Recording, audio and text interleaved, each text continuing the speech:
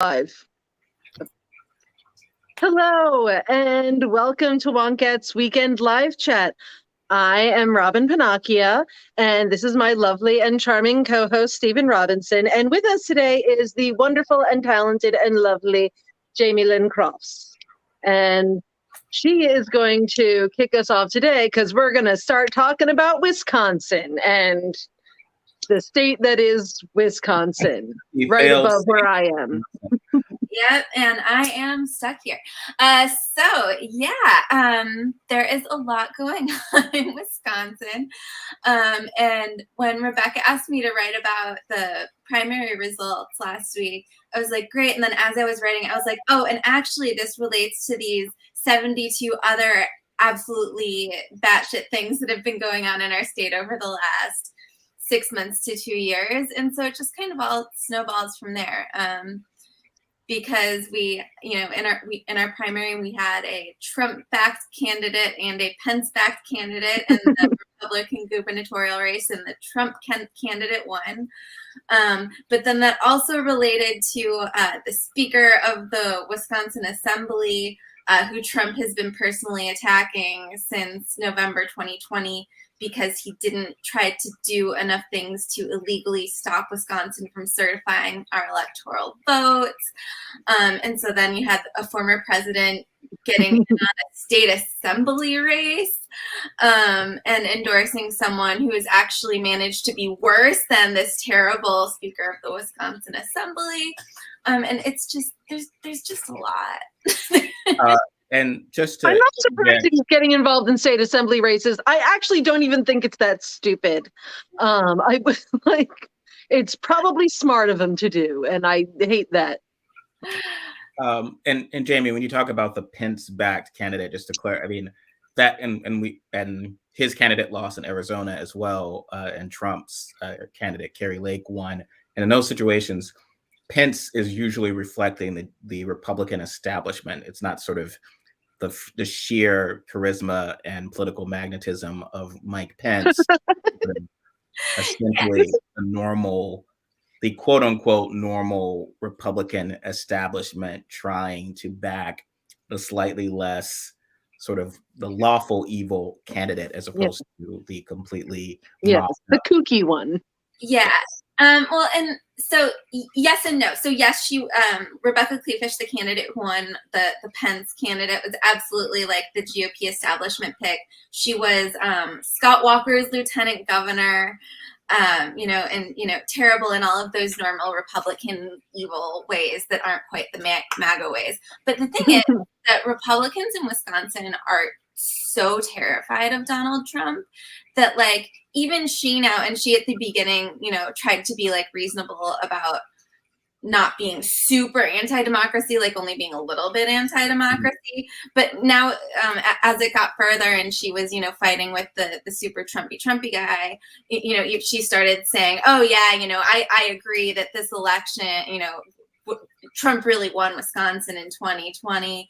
And both of them ended up endorsing the same like terrible anti-democracy policies, getting rid of the bipartisan elections commission and putting elections in the hand of a partisan secretary of state. And the establishment Republicans don't actually have better policies than the MAGA Republicans do. They're not actually better. Sometimes they're even worse. Yeah, in this case, like I do think Tim Michels, who won, is more dangerous because I do think it's more dangerous when you really fully embrace the anti-democracy rhetoric in the way that he does. But like policy-wise, they were pretty much equally bad. Well, yeah, I mean, Republican policies are bad. And this is something I've had a long time debate about this because, I'm not one to defend Liz Cheney or not whatever.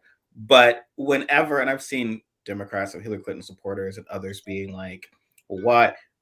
She's just as bad as Marjorie Taylor Greene. It's like, okay, well, in certain ways, but she's not going to burn down your house. Like, and it's not like it's kind of like you are not prepared. There's nothing in the Republican Party when Nancy Pelosi's talking about, well, gee, maybe if some of the Republicans would say, don't attack the FBI. No one's doing that, Nancy. No one, like, this is not a Democratic Party that is prepared for full on Michael Corleone, gangs, like you're gonna get like, no, don't go to that meeting. They're going to kill you. Like, no. I don't care if Abe Pagoda's arranged it and it sounds like a great restaurant. You are going to get killed.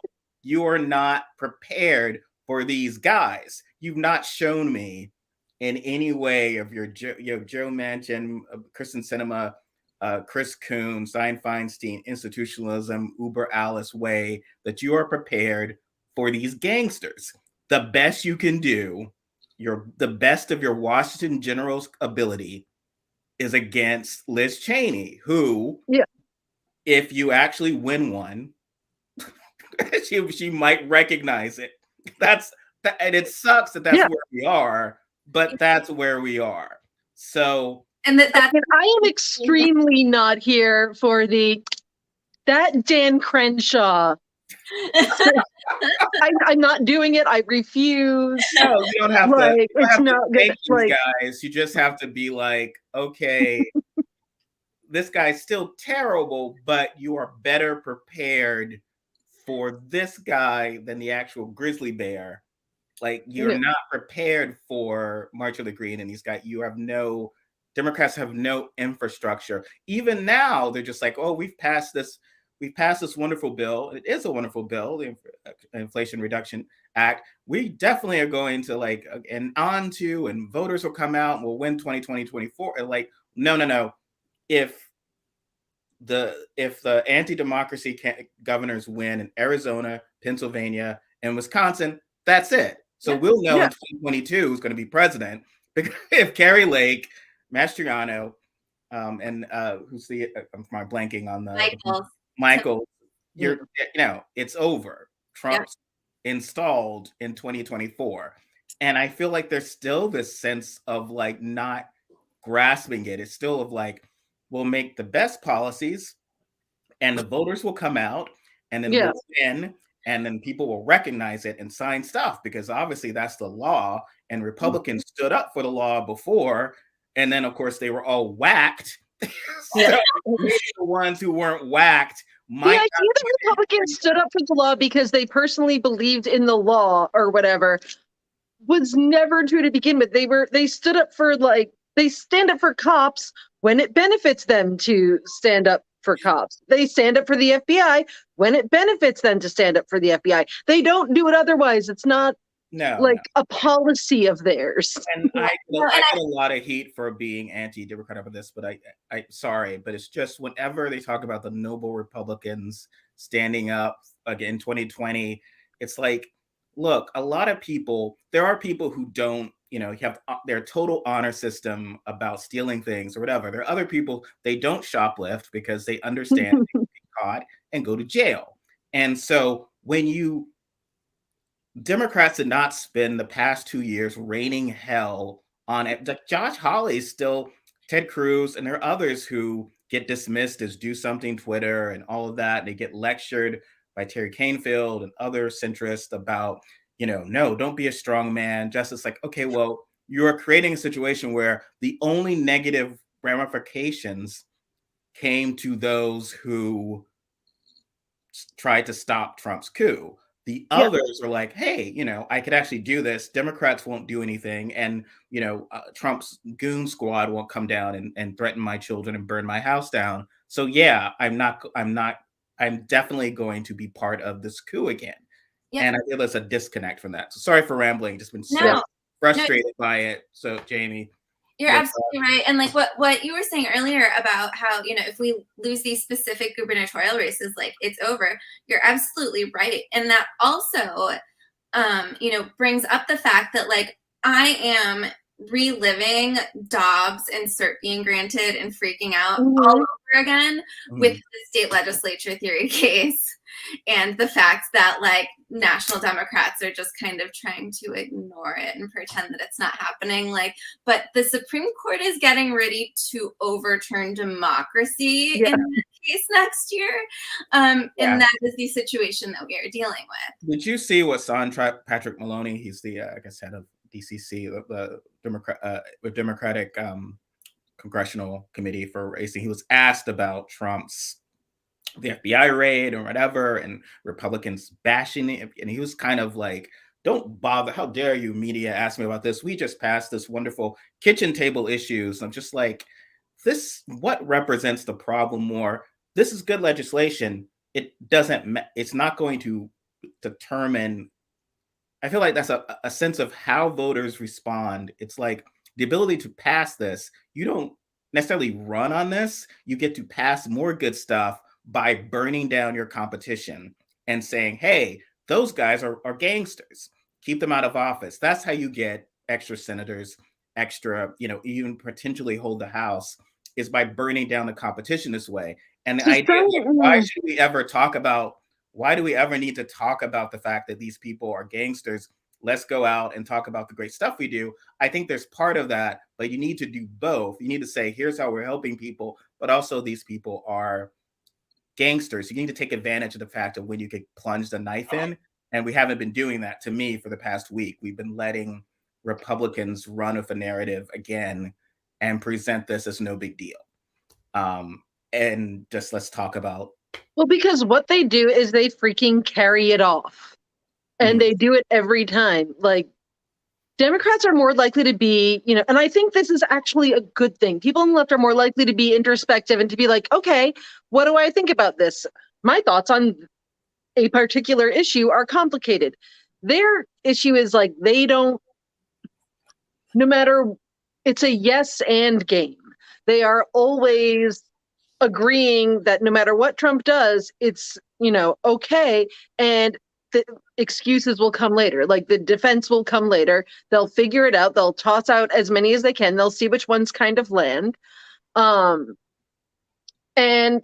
that's what they do. And the thing is, the more that I feel like I keep trying to get across, the more they lie, the more outlandish the things they come up with are, the more dedicated they become, which is, I hate the whole like cult thing and calling everything a cult, but that is, if you look at actual cults, the ones that are the most successful are the ones with the most outrageous beliefs.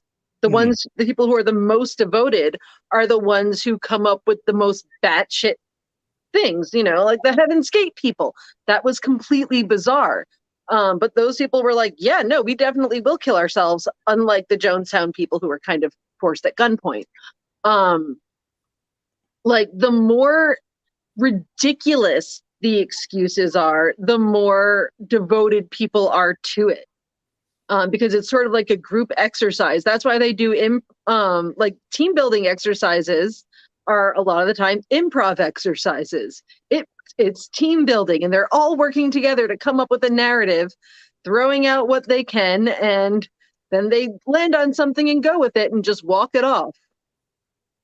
And that's what's scary. Democrats won't walk things off. Well, yeah. And I totally get the idea of, and I appreciate the idea of wanting to present, here's the great things we've done. Here's how we can make your lives better.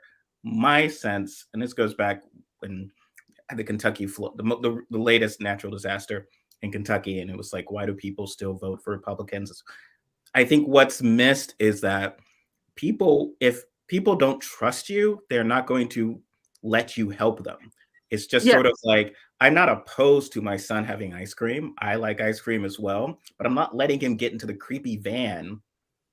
So, and then the guy Howard away from Steven's son.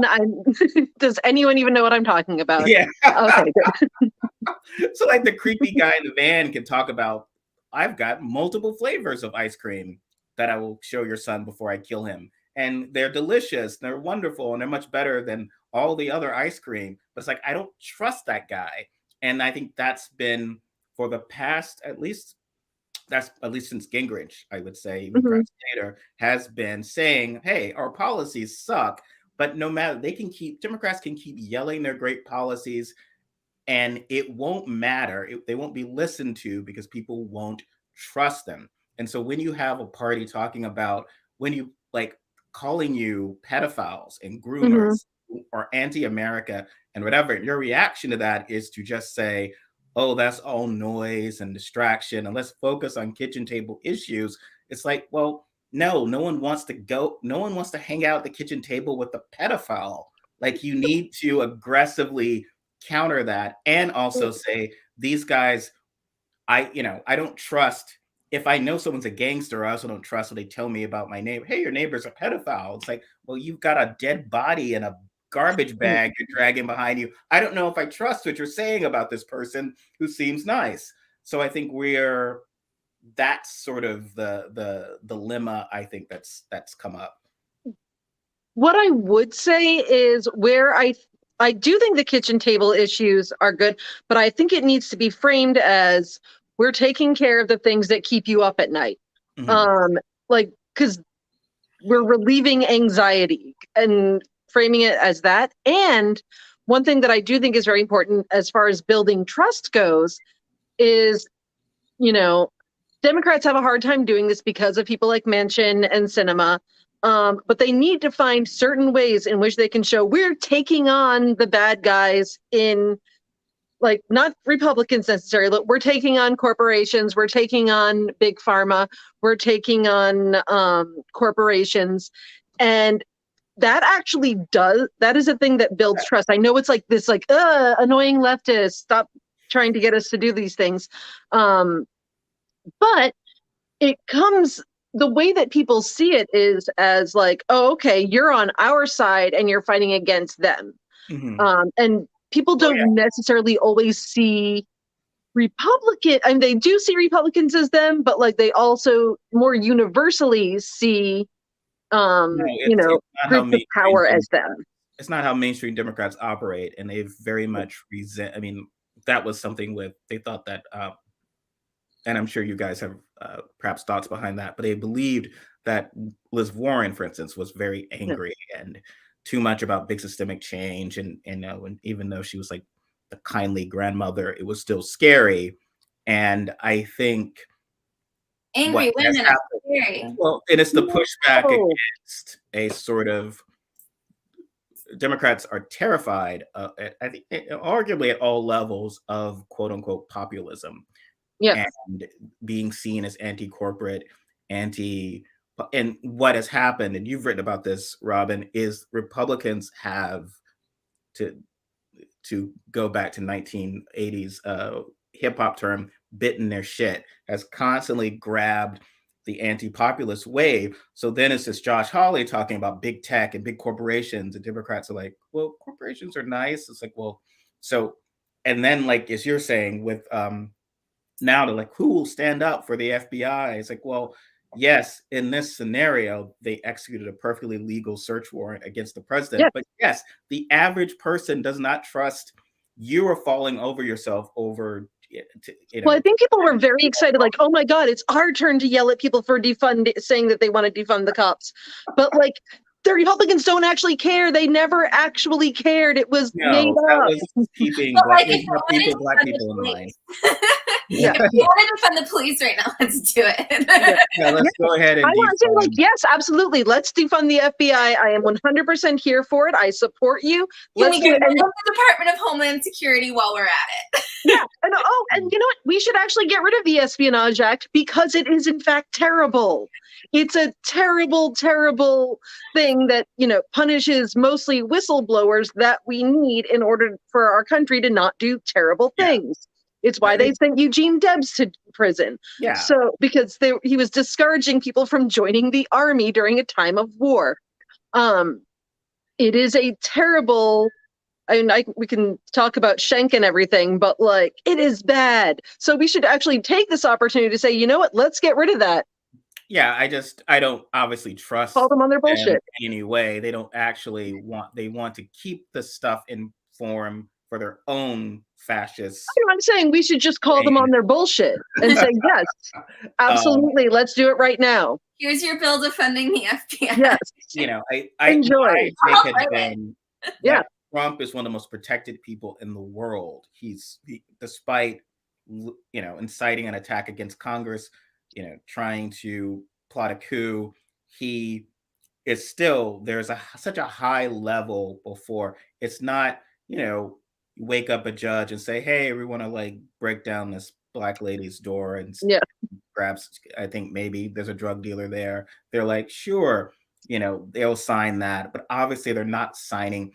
That's more of being presented of, oh, we should trust the FBI always. It's just like, well, no, the FBI is an organization about power. And obviously they are not so stupid as to go after this powerful man. But what happens is we allow Trump to retreat into his, I am just like you, a humble president who stole nuclear secrets and locked them up. And obviously this could even happen to you. They could come into your beautiful, beautiful home and all of your and go through your 7 shoe closets. I'm a reasonable person with only 2 shoe closets, I will have you know. I'm kidding. There's way too much clothing. Not you, but a lot of people. Way too much. I do have too much clothing. It's bad. It's a thing that I very much need to change about myself. It's my worst quality. I will I'm contributing to bad shit. I know. Yeah. But whatever. But in your situation, in your failed state, Jamie, could you go more into detail of like these proxy wars, why they didn't? Because I know one thing that occurred, has Pence already and all those guys folded and immediately supported the Trump candidate, which is what happened in Arizona. Oh yeah, immediately. What do they think is the result? It just seems, and Democrats have done this, right, where they said the crazy candidate is going to be easier to beat, and I don't know the logic behind that. It's not true. Well, what's the math? Just to walk through the math. Like if Kari Lake had lost, she would have spent. She has no loyalty to the party, or they say she would have spent the next few months talking about how Robson had fixed the election. It would have been like the Georgia runoffs. Yeah. And then that's when you have the best chance. But the reason Marjorie Greene's going to become president over Nikki Haley, which every centrist Democrat believes is going to be the one who's going to do it, even though she has no, or Liz Cheney. I've seen people say that. I think she has no coalition. But they just look for anyone who looks like a newscaster. Let's be real. Like if you have that like newscaster look, you can read the news for, a local television station or CNN, then that is what they are going for. Like bland is humanly possible. Right? So Marjorie Greene, when she runs for president, it's inevitable. She said, so every Republican will tut and say no, and let's go for the Dan Crenshaws and everyone will say, oh no, respectable Republican, whatever. She'll win, and then they'll immediately say, oh well, she's better than the Democrat, and she gets to excite the base, the MAGA base, who would stay home otherwise because they're not reliable voters by the polling term, which they come out every time, and she gets the full-on support of the establishment. Yeah. So that is a more elected. Kari Lake is more electable. Marjorie Greene is more electable by that very simple math than any sort of, establishment candidate who the base will bail on. And why do you think they just don't seem to get that, Jamie? We learned nothing from 20 years that followed, apparently. Like absolutely nothing. At this point, they're just doing The Secret. Like and it really is wild. And it's like to tie it into like other Wisconsin political problems. And by the way, I brought some spotted cow because we are talking Wisconsin politics. I have a gin and tonic and a clearly Canadian. But another thing that's happened was that like the handful of reasonable Republicans in the Assembly and Senate retired rather than run for re-election because they're so terrified of Trump and the Trumpy Republican base. And so like there were a few outspoken people in our state legislature who were willing to stand up and say like, no, I don't think we should overturn the popular vote of our state. Yeah. And that was too controversial. They're like, oh no, you are out, good sir. Like, yeah, for the Republican base. And also because this state is so extremely gerrymandered, and has been for the last 10 years. It's actually even worse now because of the recent redistricting. But like just like as one numerical point is in 2018, statewide, Democrats won 53% of the vote for state assembly. They got 36% of the seats. So Wisconsin is just not a democracy. But then because of this, the real race in so many of these elections is the Republican primary. And so it just becomes a race to the right. And these people in our legislature are just going to keep getting worse and worse and worse because that's all they have to worry about. So it's all bad. What about statewide? How does the party, you think, work? How does that work? It's going to be interesting to see how things go with all of our statewide races happening this year. Because Wisconsin, really is about as purple as you can get when everyone is able to vote. And so that's why Republicans have spent a lot of time trying to suppress the vote here in Wisconsin, particularly the Black vote. And that's something they spent a lot of time and energy and money on lawsuits fighting for. And that's getting worse too. We just had our fun state Supreme Court saying that local clerks can't use ballot drop boxes for absentee ballots, despite the fact that they've been safely used for decades in Wisconsin. Yeah. And so it's really, I'm terrified. People tell me to not be so worried, because the sitting governor does have some, it's like the presidency where you, as the incumbent, you do have a little bit of power that comes with that. But I don't know. I'm terrified.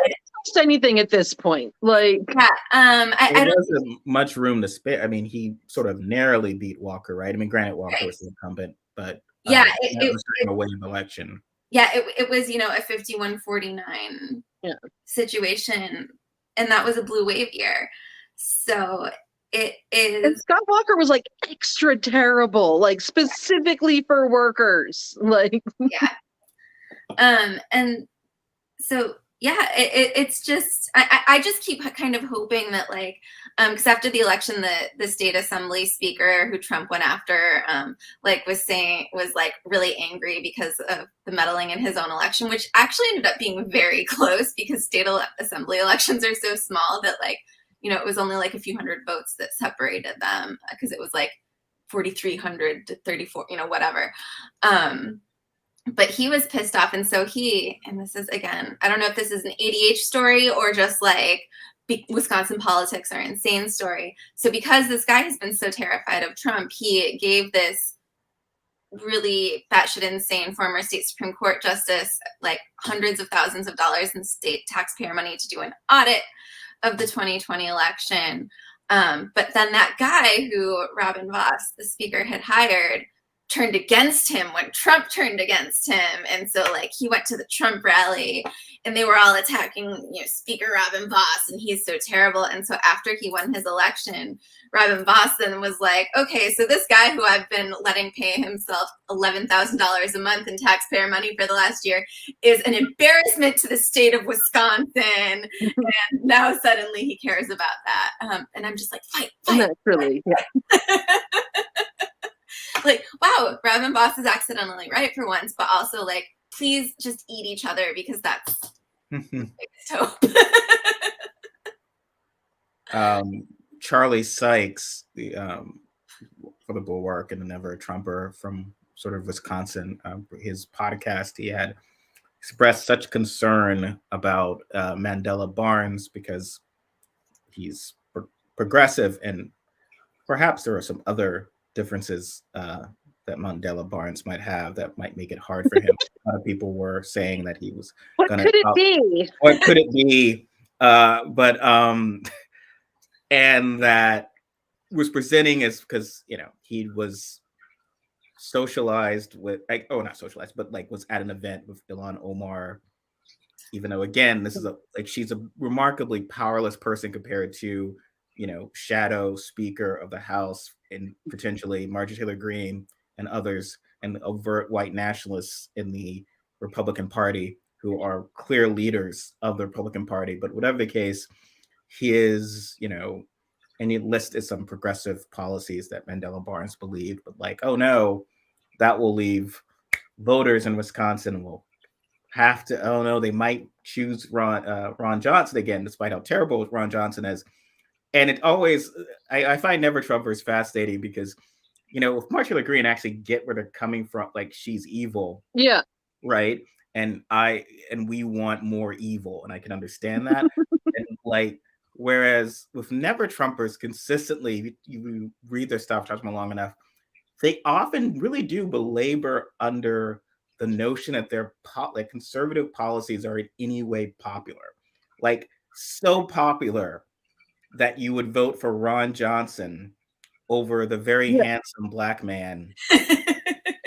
He is handsome. Yes, you know, I always like, I go wrong. It's like it's something the same genes somehow, but but this very handsome man, but who doesn't look scary at all or anything, but will have to choose Ron Johnson, you know. Oh, remember when they were trying to like make us scared of Cory Booker? That was really my favorite. I was like, really? Yes. Well, Cory Booker's bald. Bald equals evil, according to all book logic. So I have a thing for bald dudes, so who knows? And yes, you like Cory Booker. I don't. I have issues with him politically, but handsomeness wise, A+. Like, pharmaceutical companies bad, face pretty. You could kind of work. Yes, you could.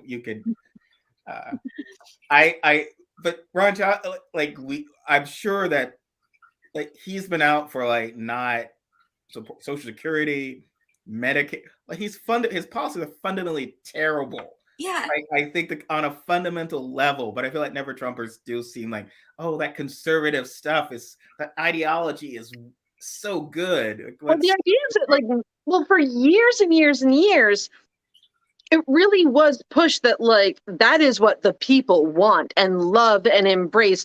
And people love corporations and they love job creators and they love the whole Ronald Reagan thing. And it wasn't actually ever true. Oh, no. I mean, it was to a degree, but only because it was repeated so often that people are like, that's what America is, loving cops and job creators. And it's not actually. No, I mean, and don't forget our beloved private health insurance companies.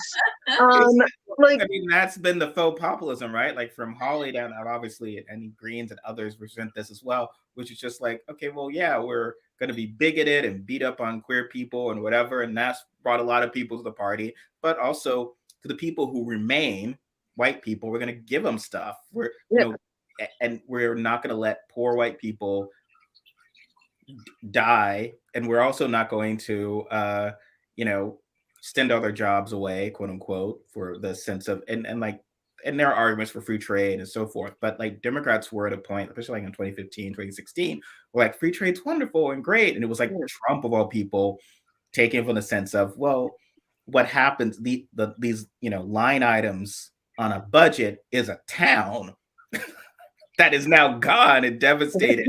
So there was like no recognition of that, right? And like I still will never get over just so you know that so many just so you know, no one's still mad about NAFTA. People loved NAFTA. They all knew that they were going to lose their jobs anyway. We're totally fine with it. I'm like, bitch, I grew up in the I mean, like, you don't know. I know. I've never actually been to an industrial city, but I know what I know, and you need to trust me because you're stupid. The people that you have talked to don't exist. Well, there's this went to high school with. I mean, you're in the Midwest, but in Chicago, but that was not a state that Illinois is not a state that flipped. But Jamie, Wisconsin, and obviously, even when you were in West Virginia, that's a state where historical Democrats were slowly shifting. People who had voted for Bill Clinton. I mean, West Virginia used to be the bluest state in the country. Mm-hmm. Yeah. And I've often found there's this tremendous focus on, it's often litigated on Stein voters and the 1%, this 1% she got, but like, and they will say, well, that was enough to flip these states. But then I just, because of math, it's frustrating of me, habit of mine. It's like Barack Obama he won Wisconsin by 7 points. It wasn't even close. It was like Wisconsin's polls closed. Yeah. Obama won. Paul Ryan was on the ballot. Yeah. favorite son was on the ballot, lost. And, you know, so yes, by like whatever degree of Stein voters, if you Even though had such a number actually taken down. all of them, and she would have narrowly won, but that doesn't explain the law, or Obama like 10%. He had Michigan by 10 points and that going away and whatever. There was like in Ohio, which is like 3 points, then like an 8-point deficit.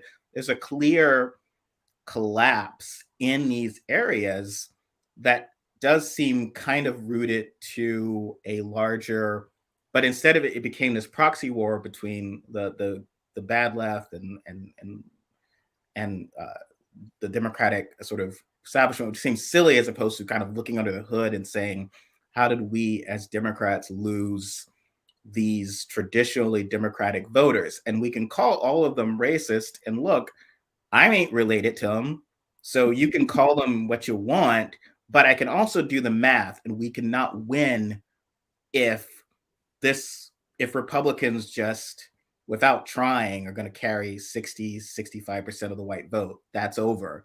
There's ain't enough of me and my people to win. So we've got to figure out what has happened in those decades. So what's some of this that you can speak of or you think of that's been this caused this disconnect in places like Wisconsin and others?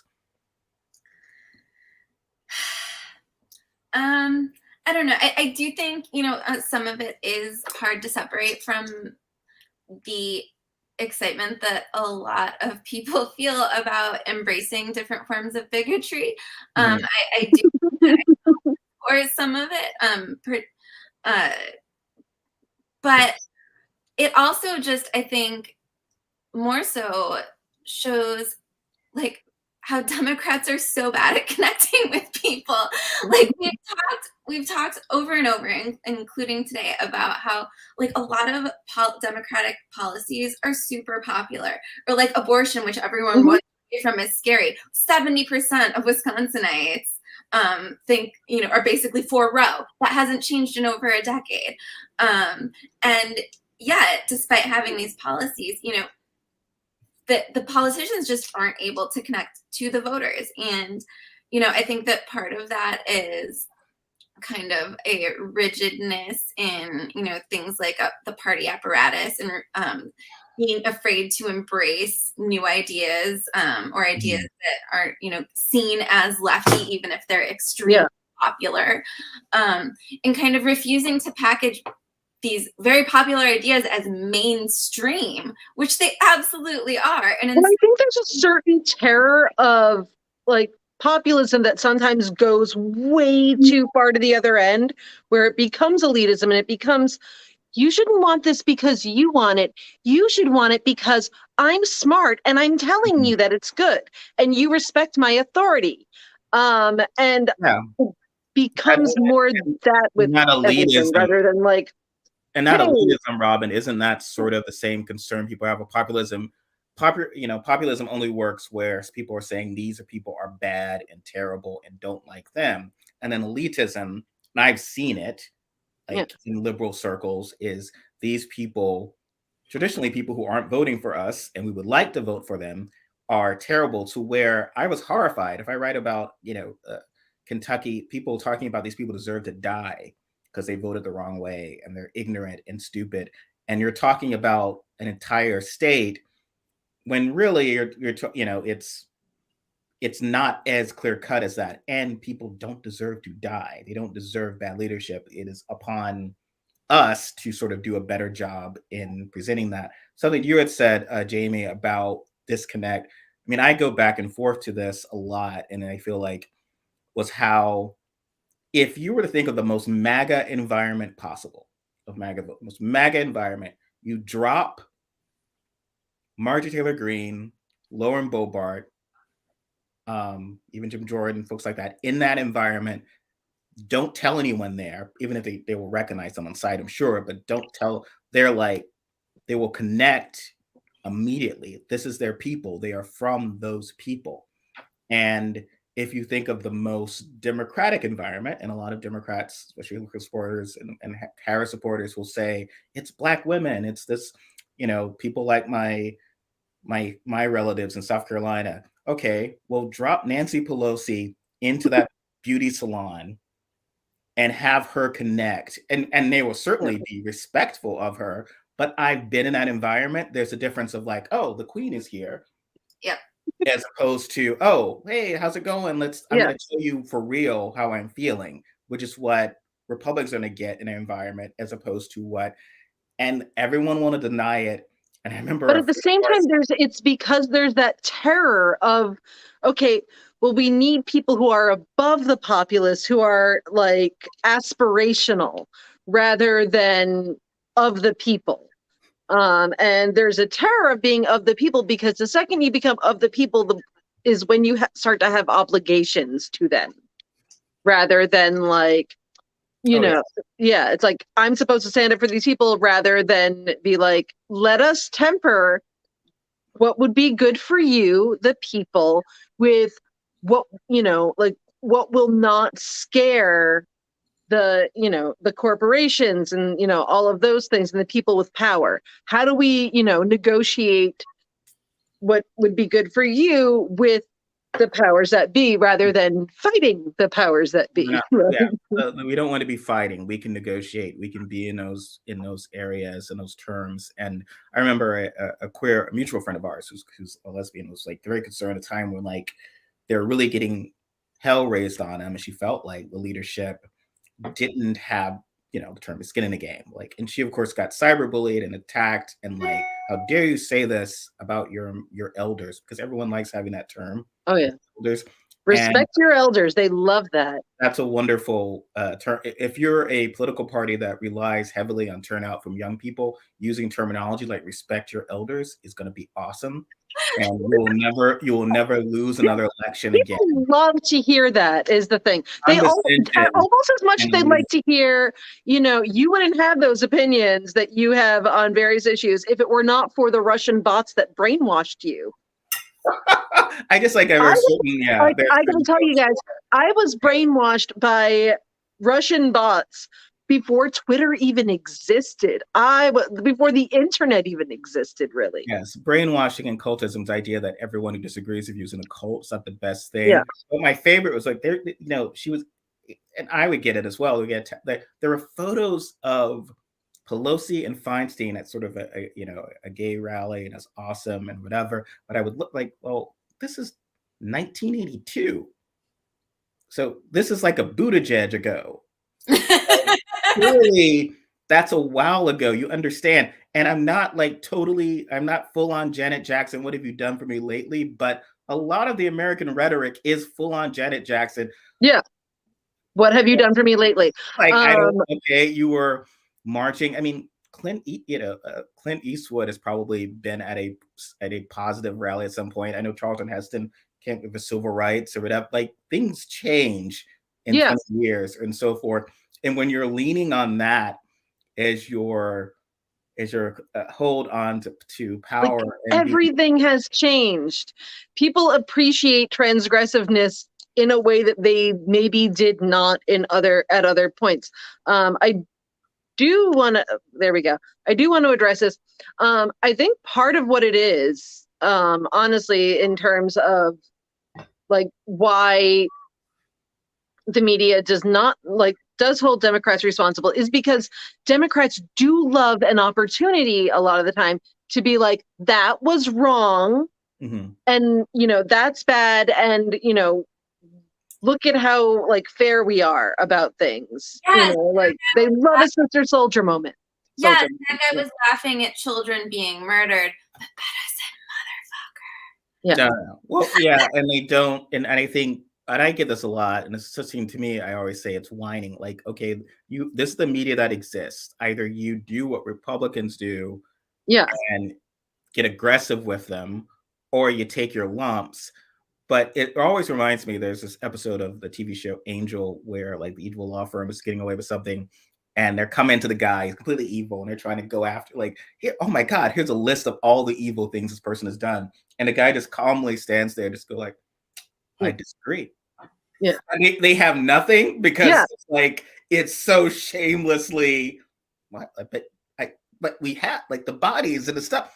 I disagree, and if you like and that's it's about carrying it off. Democrats don't like to carry stuff off because they do think that it helps when they like chastise people in their own party for doing something wrong. And it like you're not the only person getting on Republicans for saying defund the FBI is Dan Crenshaw. It's like one of them. If it were Democrats saying that, there would be a fucking line out the door for people to say like, and I believe that was wrong of these people on Twitter to say. Like, well, it's very Democrats will still, I'm sure, will have given. It's so hall monitor vibes. They will have refunded the FBI. They'll give them more money. That's what happened. Like after 2020, there's literally nothing happened that makes my life safer. But every Democrat now is like, here's how we're going to give more money to cops, and this is how we will solve these problems. Oh, Kenosha and all of this, whatever. It's like, okay, we can all fix this with more money for cops who can stand around and watch children get murdered. Yeah, they have no obligation. Because throwing more money at them will obviously help. Because really, the problem is that they're just not getting enough training.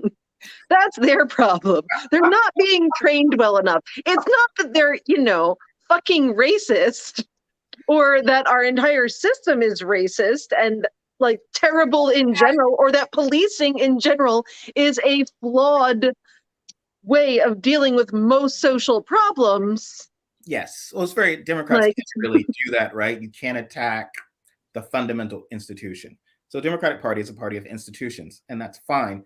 And every troll will get upset for my saying that, even though then they will come back the next day and talk about we're a party of institutions. So it's like, choose one, but you're a party of institutions, so you're never going to go after law enforcement. But what has happened is, again, the opportunity you actually have, the Trump raid, was to say you are always lying. Republicans and their supporters were always lying whenever they came out and a Black person was searched in the street or beaten up or killed over loose cigarettes, over talking back or doing everything. It's all, you don't want to live like this. You can make it about, oh, well, we have to support the police because the police keep the purge from happening. No, you are willing for me to endure this to the extent that you associate that with your own security, but you don't want to live that way. You don't want to be if the offer is that everyone, white, Black, Latino, every group has to live in a police state. Yeah. If people were living, if there were anything, if white people were living in any situation even close to what is going on in non-white communities, police would be gone. There would be no such thing as police. Everyone would be like, oh my God, we have to send all of these people to get like sufficient psychological help and rehabilitation. And, I'm not saying that they don't, there isn't a certain amount in poor white areas as well, because there is, but it's not. Do you really think that people would put up with police breaking into my my or Jamie's apartment and just murdering us because oops, we got the wrong apartment? That would not. And then you get CPAC and you get conservative things, which mainstream conservatism, where they literally have the Angela Davis exhibit, like basically Rachel the Green's running as white Angela Davis, which is just like, oh, these political prisoners, and she's holding Democrats, and everyone would talk about Democrats have lost every election forever. Go home, Democrats, because you don't support the police. You'll never win another election. And so this situation where a party is allowed to support their base and support... She's allowed to criticize prisons, even. Yes. It's almost as if that was never the fucking issue at all. Wow, prisons are terrible. It's like, well, it's just like the slave quarters at the plantation, where it's just like, okay, well, that's where they lived, and here's our lovely home. That's your expectation. And then it's like, well, wait a minute, why are these prisons like this for white people? And just because I broke into the Capitol, and a cop said stop, and I kept going, and I got shot. But she's a white woman. That's not what it's supposed to. And that's why I've never really liked terms like white. Because basically, police exist to protect the rich from the poor and to protect white people from black people. That is their function. Mm-hmm. Right. Yes, but you cannot get elected saying that way, talking this way. If you were to talk this way in a conservative standpoint, you could get elected tomorrow. And this this is all very. We actually should throw out the Espionage Act. It's again what I said. Make it go away. Do it now. Call them on their bluff. Sorry. But yeah, I mean they're completely, they're allowed. The rhetoric I have, instead of being like, oh, well, why won't Republicans come forth and support the FBI or whatever, would be to make it clear that the average person is distrustful of law enforcement to a certain degree. They don't want that treatment to themselves. They instead want other people to be mistreated.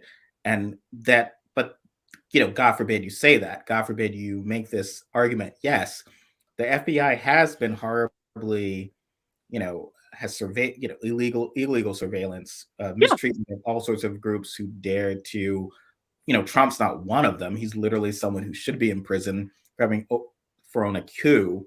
But that it's just very clear what, the ability Republicans have to leverage this and push this, and it is a populism that is growing, and that makes it even harder for it.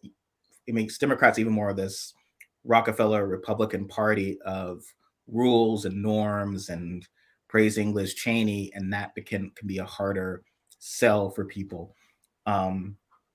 What sort of do you think is the legal impact upon what Trump has done or not has done, Jamie, do you think?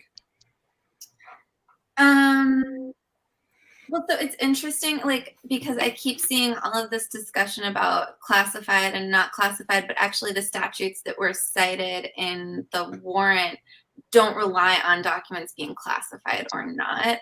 So I don't know.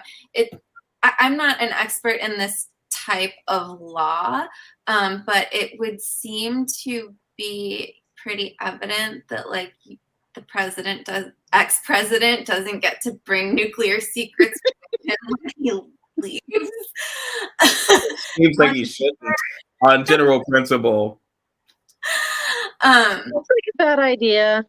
Just with Orban at CPAC last week too, just pelling around with literal dictators. Still, it's a great thing for this to exist. And it isn't not sort of about law, sort of again, all these sort of country club rules that Trump has defied, but he's part of the country club, right? So before the country club, it's oh, well, former president, here, have access to this stuff. I might want to call you up and we'll golf and talk about this thing.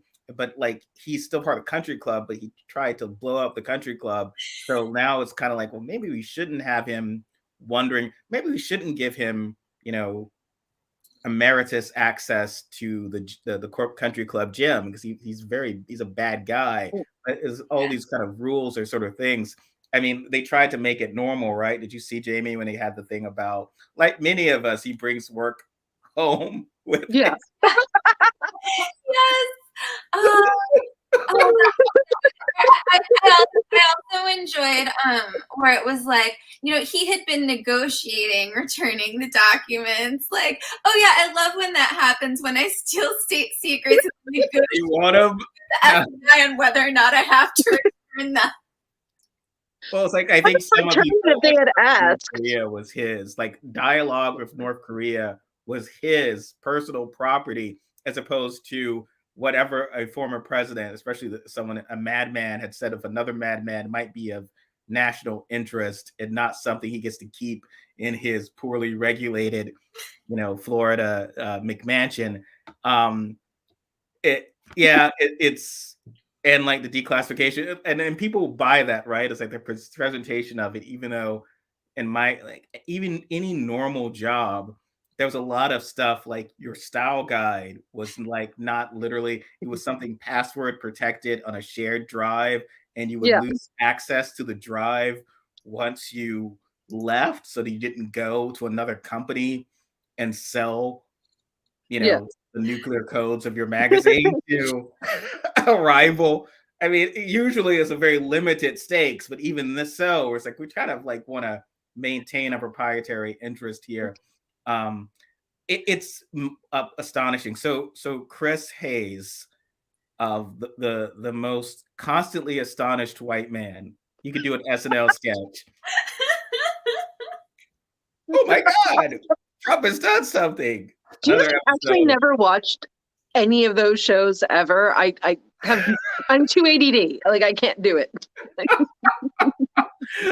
So, Chris, I mean, apparently, according to many Democrats, like more people watched that Chris Hayes interview with Susan Sarandon than watched the last episode of MASH and The Fugitive combined, because that was enough for them to stop voting for Hillary, because Janet Weiss said, like, maybe it'd be a good thing if Trump got elected. It's like, well, okay, I okay. But anyway, Chris Hayes said, like, somehow expressed, I guess, shock that like he would, well, why would he, what could he possibly, why would he sell? And it's like, I wrote about this like 2 years ago, like when his taxes came out. He's in a lot of financial pressure, like he owes a lot of money, and the bill is coming very soon. That if any, he is the biggest security threat. He wasn't. It's why he didn't show the tax. It's like everyone has to have complete, memory gaps. Kind of like how on daytime soap operas, there's no real continuity. So this person is now like, oh, well, this person's now running for mayor. It's like, well, how could he run for mayor? Wasn't he possessed by Satan and tried to blow up the city 2 years ago? It's like, oh, that was years ago, Stephen. That was when you were still in college. Oh, right. I forgot. I remember that plot line. I was home from college and I watched this. It's like, oh, wait a minute. So, I mean, to be fair, who on any NBC soap was not possessed by Satan at one point or another?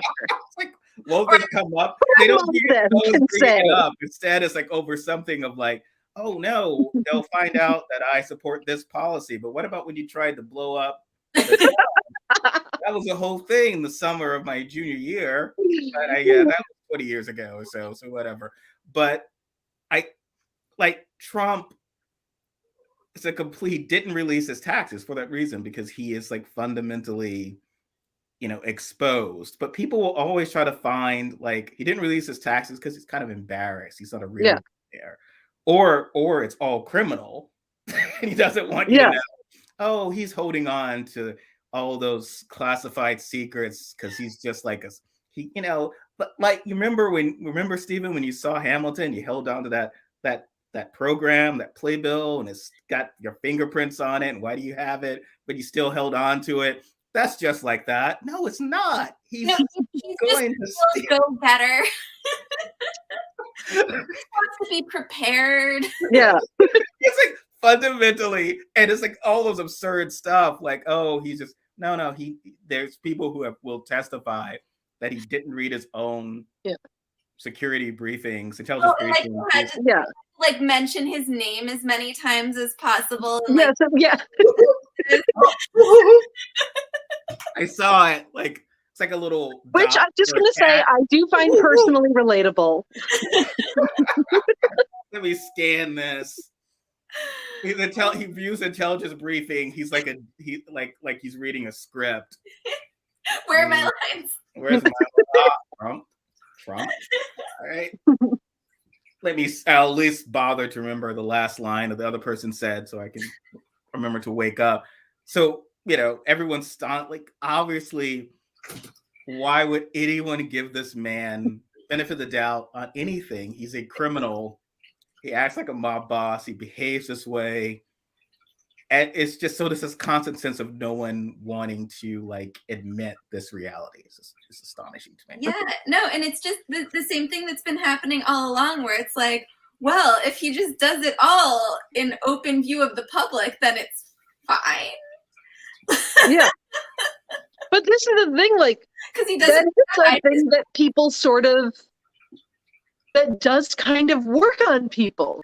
Like, if you're like, I'm an asshole, let me tell you about how I'm an asshole, that goes like over better than like, I am a beautiful and perfect saint, and you cannot find any flaws on me or whatever. I am perfect in every way, because people are like, aha, then I'm going to go look for your flaws. And then, whatever you do, it's, a bigger deal than the person who was like, I told you I was an asshole. Like, what do you want from me? I committed crimes in public the whole time. Why should I be held accountable now? Yeah, so I mean, if you were to come up with the sort of the profile of someone who would sell classified information to a hostile foreign power, it would probably be someone like Trump. And Trump, who all these people, all these fuckers, are feeling sorry for, and all of his stuff. Whereas, well, how can we trust the FBI, and how can we trust this? Whereas Trump himself believed everything Russia said about Brittany Griner. Like, well, yeah, they found drug. I have no reason not to believe that they found a very small amount of cannabis oil on this person, and she's not a political pawn, and it's her fault. And Fox News repeats that. And it, again, going back to what we were saying earlier about the lawful versus unlawful evil, again, there was that sort of fantasy period where we understood that all the cop rhetoric was inherently racist and classist, but they weren't necessarily, you didn't have to try to, like, Mitt Romney wasn't breaking laws or getting arrested, so you could kind of do all of that without having, and they of course weren't necessarily that loyal to random poor white people either. So now they've embraced this sort of populism in their own sense. So it's kind of very clearly, these are the people, it's like classic authoritarianism. These are the people who should be protected from law. Mm-hmm. And these are the people who we don't. You should be oppressed by it. And that includes Brittany. We are going to side of Russia. It probably checks out. Their law enforcement. They caught her. Their trial. Instead, and these people, it's like, you're not doing an American citizen, and we're supposed to love sports. I guess she was playing girl sports, but I thought aren't we passing Defense of Women in Sports Acts across the nation? Aren't we all about protecting women's sports from? Well, not the A League of Our Own show, because apparently that is getting inundated by bad reviews from trolls who are very upset about it because there are lesbians playing baseball, which we all know never happened. Who among us? Well, wait. A softball playing lesbian. I know I have not. They're all very heterosexual in general. But I don't understand. Okay, again, did they not see the first? It's like asking, where's all this lesbianism in your remake of Fried Green Tomatoes? I don't these are very silly. Like, even like the people, like all the ones, the people who were in the league who are still alive were like, yeah, it was like 70% if gay, if not more. Like, they left that out of the one from the 1990s because, it was the 90s. It was the 90s, and they were like, oh no, that's scary. And it definitely doesn't really seem like, Rosie O'Donnell and Madonna are having a thing in this movie, where it definitely did appear to be for that to be the case. Wasn't that like Super Friends? Remember that? Oh, whatever. Oh yeah, wasn't that sort of? And I think this film, like the Solar Closet, touched upon this. So for certain people, if you were in tune to that, either if gaydar or gay yourself, certain things would be obvious to you in those movies. And then there really were clueless people who could watch what we would have considered the gayest movie of the time. And then just literally just sort of like, okay, well, we're going to do Rope now, but we're going to like tell you that these guys are probably gay. And now it's like, oh my God, they made those nice killers from Rope homosexuals. Every time I point out that, all the time, right? Like, okay. every time I point out that Kristen Bell's character on The Good Place was bi, people are like, she's not bi. She just really thinks Tahani is beautiful. Like, yeah, that's why she talks about wanting to have sex with her all the time, because she's straight. Yeah, that's perfectly straight behavior. Well, it's interesting. This came up whenever you study like a book like say The Picture of Dorian Gray. Apparently, our cultural norms have changed a bit, so that there's certain things you have to break out. Okay, well now this seems gay. That didn't seem gay. So it would be like someone was just. I remember at a class, it was done. It was just like, well, here's some of the coded, because this is crazy liberal University of Georgia class. Here's some of the coded gay references. So it's like one line, like, and he's doing it like footnotes. Like, here's where, you know, Lord Henry and Dorian Gray traveled, and it was famously known at the time for where gay men would go, blah, blah, blah. And literally this sorority girl raises her hand and it's like, oh, but what about in the first paragraph where it's like two men talking about how hot a guy is and looking at his portrait? That's so gay.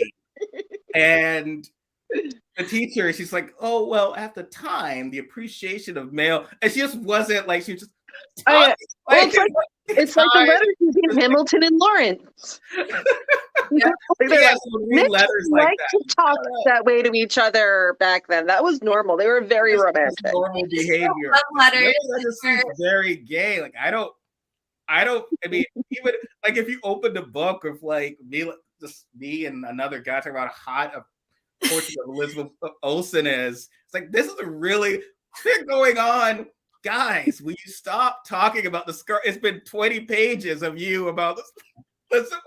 That's how the first chapter in Gray is. Just me going on about Elizabeth Olsen for 20 pages. And I was like, stop, you dirty old man. Enough already. Stop.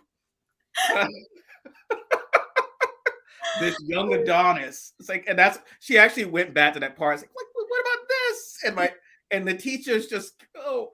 So she was just like, was everyone gay in the 19th century? It was like she was very confused because it's like, you're giving me all this, here's this coded secret message about Dorian Gray.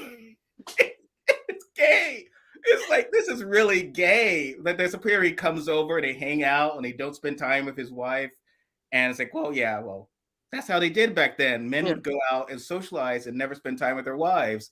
It's like, well, that's kind of gay, right? It's like, that's just how things were. Very strange story. So that's, to me, the idea of like people are losing their own, refusing to accept that, yes, these women were gay. Yeah. I mean, it's like enough already. Like there was a lot of controversy of The Great Gatsby because of like, it's clearly that, you know, that Nick has certain feelings. And how dare you say that? It's like, well, maybe the 3 pages where he talks about Tom Buchanan's giant pack of muscle. And then like Daisy is just a voice. Yeah. When I'm attracted to women, all I talk about is she had a voice full of money. Otherwise, she's all right. It's like, that's okay. Yeah. My very heterosexual reaction. I'm only going to describe her voice. There's literally no physical description of Daisy Buchanan. And Jordan Baker is only described in the ways that she is like a boy. Yeah. Which is to like standing erect like a boy. Everything literally it's like a Chinese, the fortune cookie thing, but you add like a boy to every description. Like, okay, well, maybe Nick is trying to tell us something. It would explain why he's in love with the gangster there. He's great. Great guy. His smile. Like, you have like 20 pages about his smile and like sorry, this steered for League of Their Own, but that was just I am glad that we're discussing this. It's very interesting. It was just insane to me that anyone, like people who saw the original or like this was a very heterosexual movie. Photos they were like, they didn't bring sex into it. In like I'm probably going to cover this for tomorrow. Like the Amazon reviews are ridiculous. They're like, and there weren't black women then, and there were people having sex, and they didn't say the F word ever. They never swore. They were ladies. No one said the F word. Yeah.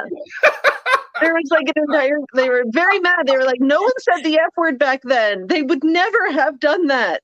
But how did it, so like it was, so then it if it was never said, surely then it was like in 1965, someone has trademarked it or something, like, right? Yeah. Like it didn't exist until that point. So you'd be able to find it.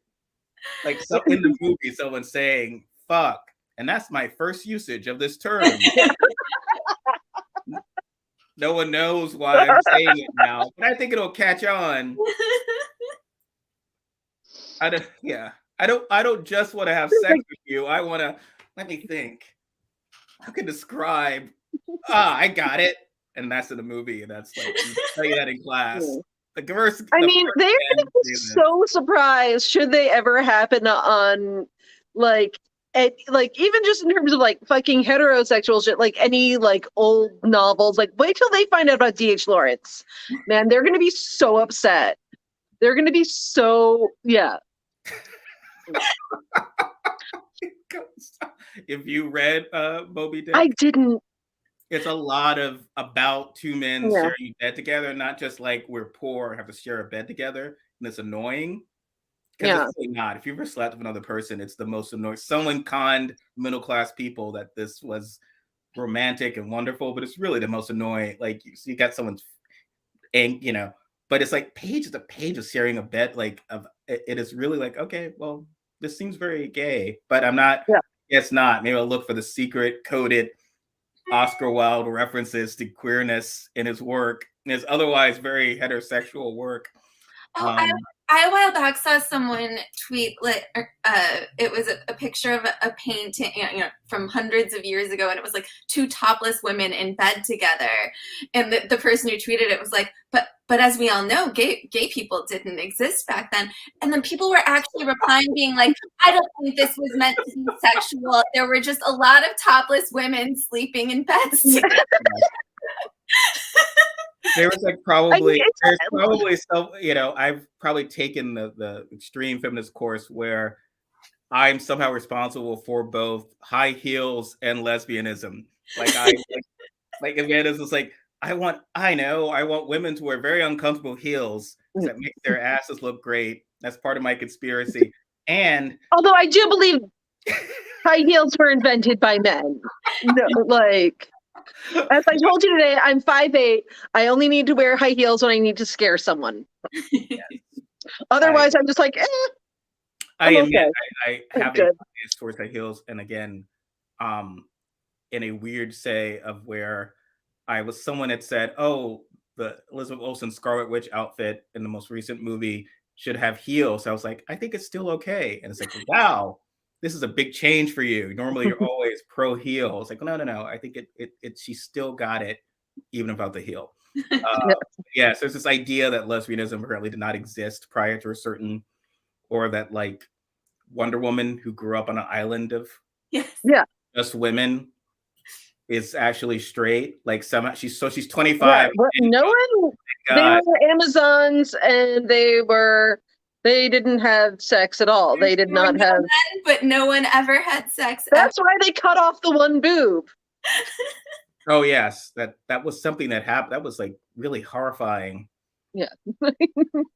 So I mean, I don't. These people who are so terrified of the world, that there are people different from them, and it being taught, even though it's all in literature, all in the arts. I mean, fuck it, it's in opera. I mean, one of like the most like redone like works in like the Western canon is literally about a hooker dying of syphilis. It's like La Dame Camille, but like it's La Traviata. It's like Greta Garbo's done it. It's written by the kid of the guy who wrote The Three Musketeers. Like, it is about a hooker dying of syphilis. Yeah. People were not like going around being super prude. I mean, even like if you go back to like what's like around like Mount Etna and everything, like, and you can still see the like carvings. They're fucking dirty as hell. Like the cave carvings and everything are like super fucking dirty. Like one of my favorite books is this like giant tome about the evil eye, because first it's really interesting. And so there are all these pictures of statues of just like genitalia everywhere. Like beyond anything that we would see today. Like people were pretty fucking grotesque, and they were fucking, and they were having straight sex and gay sex, and it wasn't what these people think it was. Yes, arguably the Puritanism it's not relatively in the sort of grand scheme of our history, the sort of shamefulness of sex and normal human behavior is relatively, and as long as the whole timeline, that whole obsession with it is kind of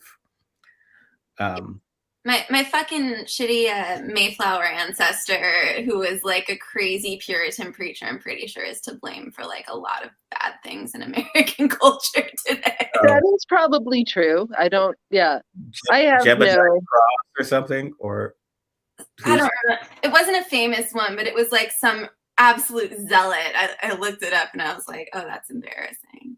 I was like, oh, cool, Mayflower. That's interesting, because like mostly my family's much more recent. Yeah. And I was like, oh, that's kind of interesting. Google the guy. Oh, that's a thing that happened. Yeah. I'm never going to be invited to join the DAR myself. I'm eligible, and I kind of want to like join just to like troll the listserv. Yeah, I can go to Sons to Italy, but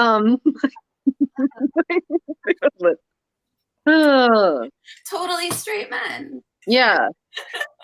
Well, yeah. There was so much heterosexuality happening all of the time, everywhere. Always.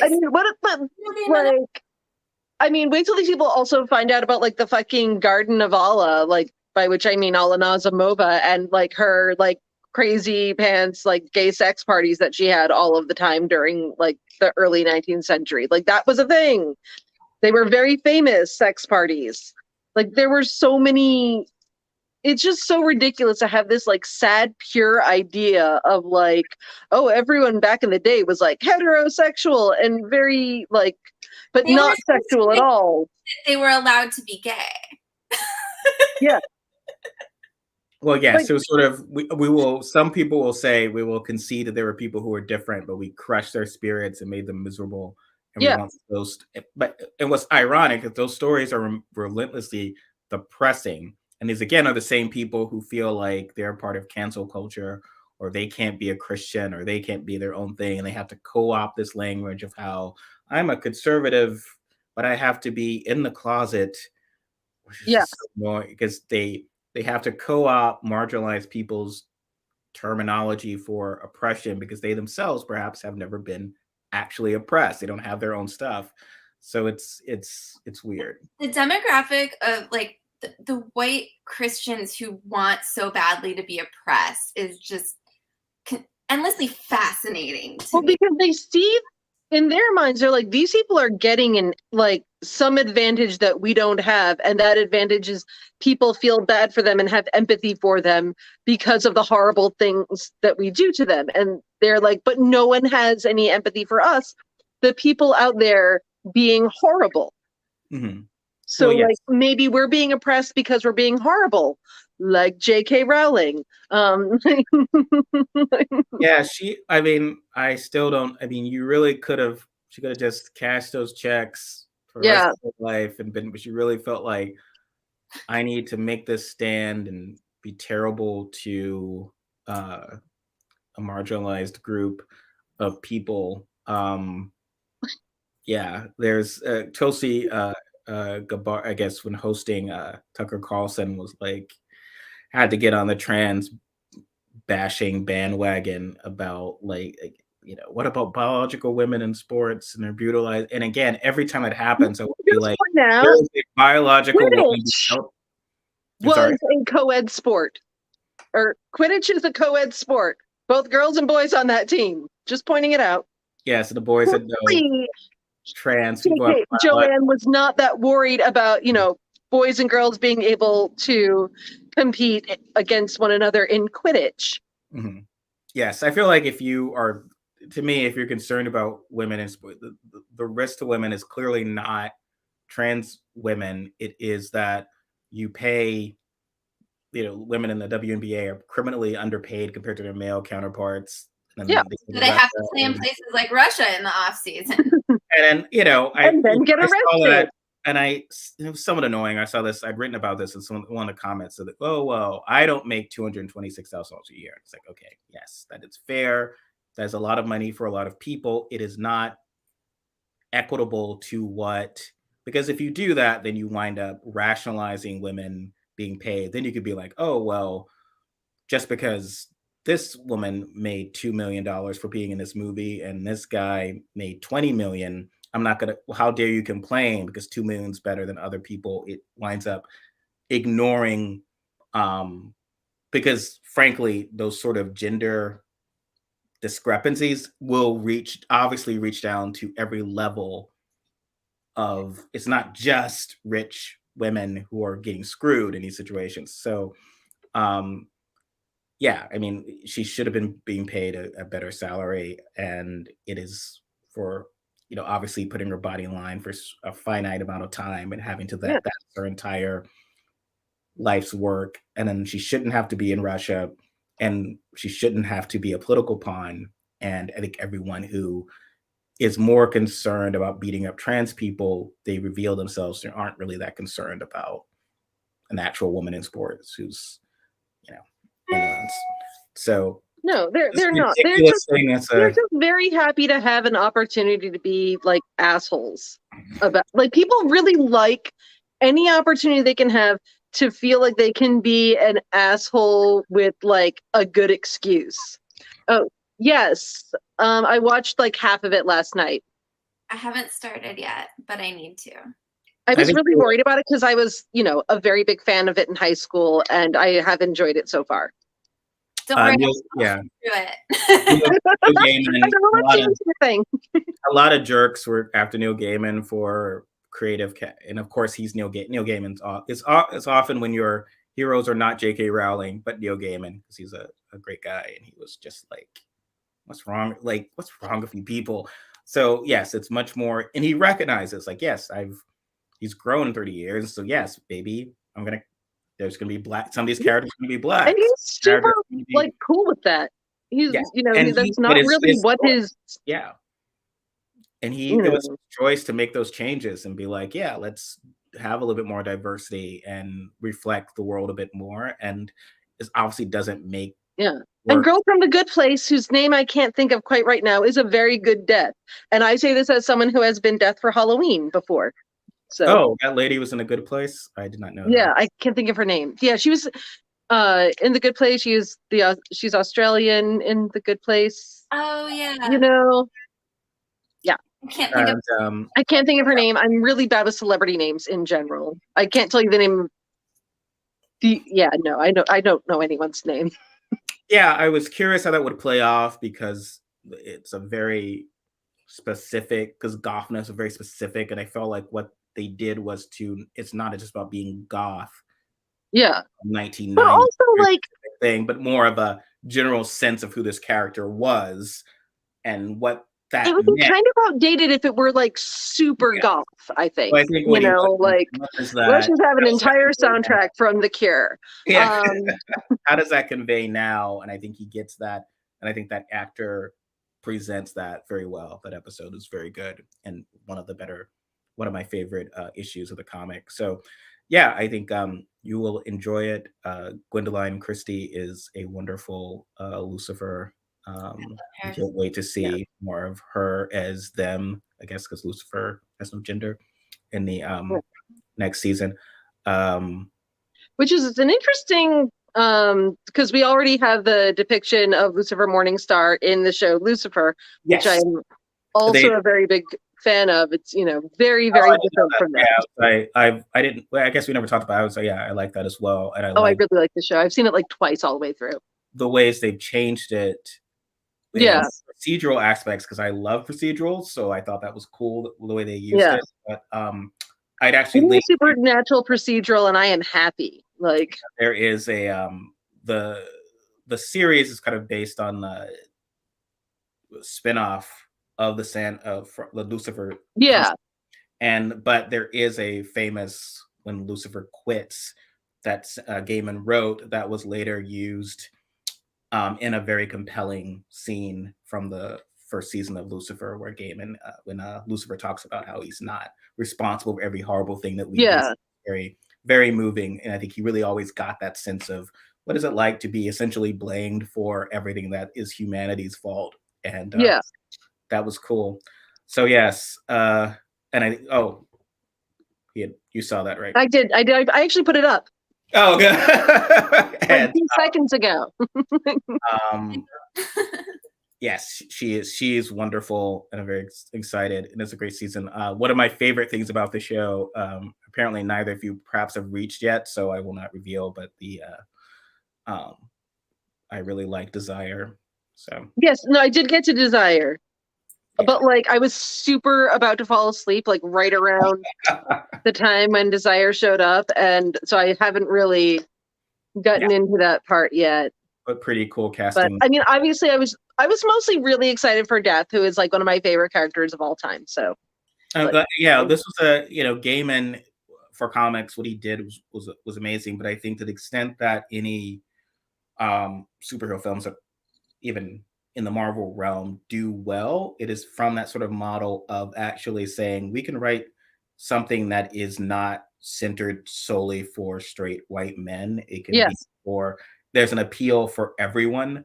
And I think I saw online, which I think is what, his work has always kind of been about. Like, it's not necessarily just like, oh, it's for like these comic book people. Like, I've read it and I don't know any of your other comic book shit. No, I think it's just it's the fantasy, the magical realism. It's just a really the idea that you can do great literature that expands the mind. It can be so whatever you like in certain type of genre, and people might turn their noses at. It's like, well, no, these are able to explore great things. Yeah, so an issue with death personified can really be moving, and in a way beyond. So we're almost at time, but thank you. What predictions do you dare have? Any predictions about Wisconsin, these elections, Jamie, before we take off? I mean, I can confidently say that both the state assembly and Senate will be Republican, and actually both are very close to Republican supermajorities. So in addition to Democrats needing to get the governor and all of the other statewide seats and beat Ron Johnson, they really need to worry about holding a few specific seats in both the assembly and the Senate, because if Republicans get a supermajority, then even if Evers wins re-election, they'll be able to override his veto. Mm-hmm. I can't make any predictions about the statewide races. I just can't. Thanks.